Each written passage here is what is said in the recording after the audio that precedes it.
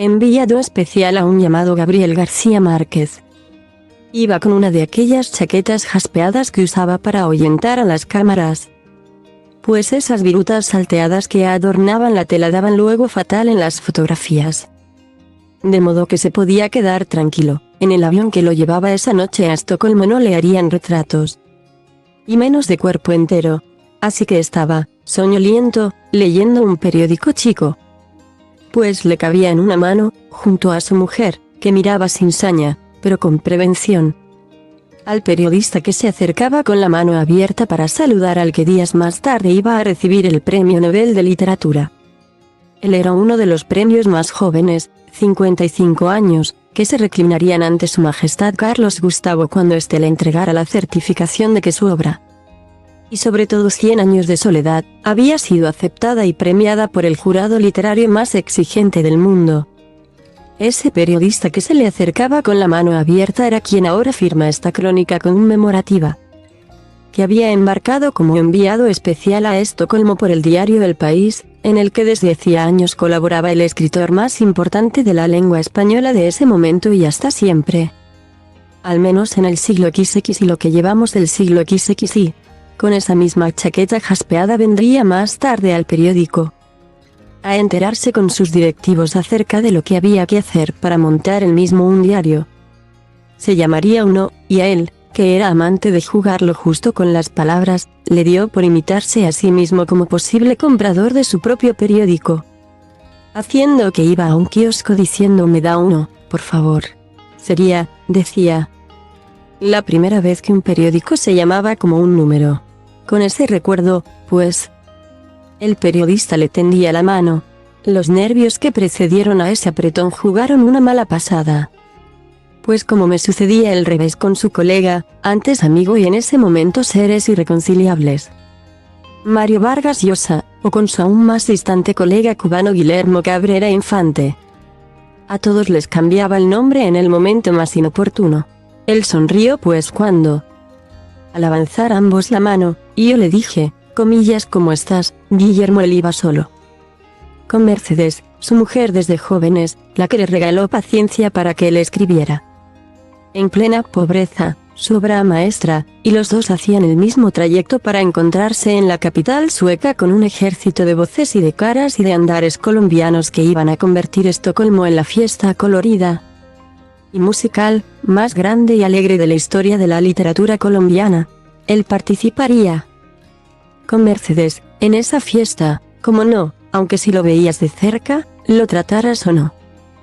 Jamás parecía de pronto un parrandero de Cartagena de Indias o de Barranquilla, sino un muchacho que incluso de viejo se detenía más en sus propias preocupaciones que en las incitaciones al jolgorio y al baile. En aquel momento, sentado de lado, con el diario en la mano, dando la otra al periodista que lo saludaba con el nombre equivocado. Era un hombre solo viajando, ocupado más en lo que pensara que en las circunstancias a las que obligaba un trayecto que iba a terminar con su cabeza coronada por el premio literario mayor del mundo. Una salva de aplausos recibió al presidente norteamericano, aunque el propio Gabo se quedó con las manos tan quietas como la mirada de un colombiano que pasaba por allí. Pasaron los años y vi de nuevo ese semblante muchas veces. Un hombre abstraído, por ejemplo, cuando entraba el presidente Bill Clinton en 2007 a sumarse al homenaje que en Cartagena le harían los representantes de las academias de la lengua española. Él estaba escuchando discursos en su honor, se mantenía callado como si nada hubiera comenzado, o como si nada estuviera sucediendo. La gente que hablaba suspendió el discurso que hubiera, y una salva de aplausos recibió al presidente norteamericano, aunque el propio Gabo se quedó con las manos tan quietas como la mirada de un colombiano que pasaba por allí. Ya entonces Gabriel García Márquez era otra vez Glavito, como el niño de Aracataca que escuchaba contar cuentos a su abuelo, ausente del mundo, como en ese instante en que todos elogiaban a alguien que se llamaba como él, que estaba sentado y era él, aunque en su modo de estar él pareciera un ausente cerca de su tierra natal. El hombre más importante de la sala, en la que era y no era a la vez, porque la desmemoria se abría paso con su luz despiadada.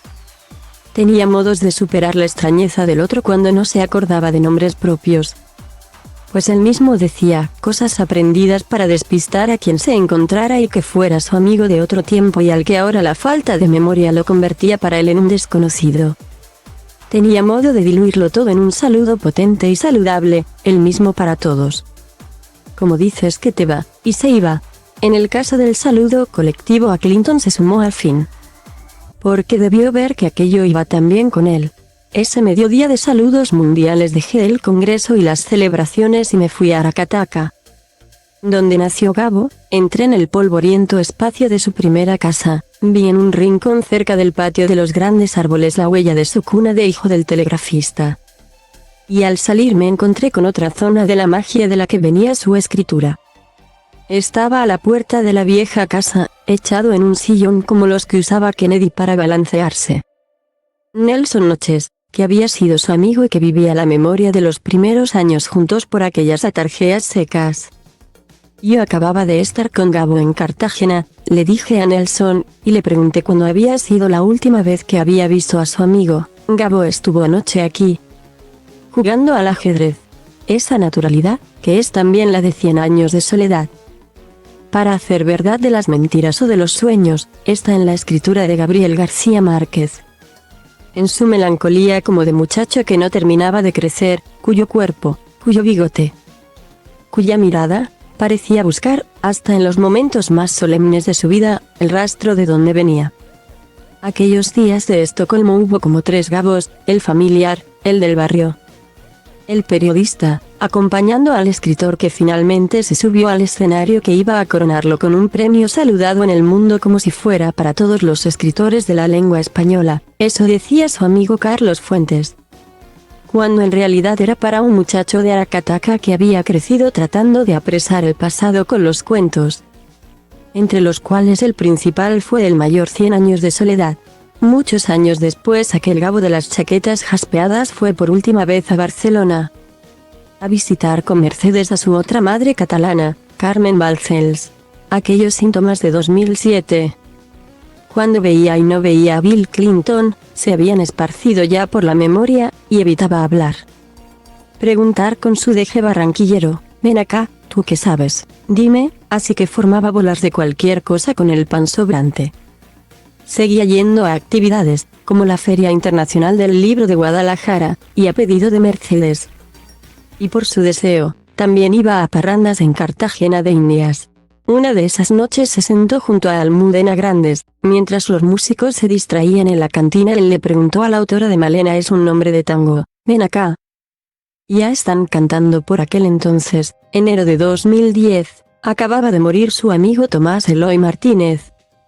En casa de Gabo y de Mercedes buscábamos cómo localizar al hijo del gran escritor, amigo de todos, y en estas llegó Gabriel García Márquez ofreciéndose a ayudar en cualquier cosa.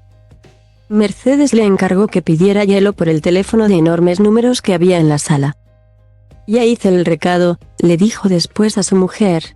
Dirigiéndose a mí, preguntó sobre quién hablábamos tan compungidos. De tu amigo Tomás Eloy Martínez.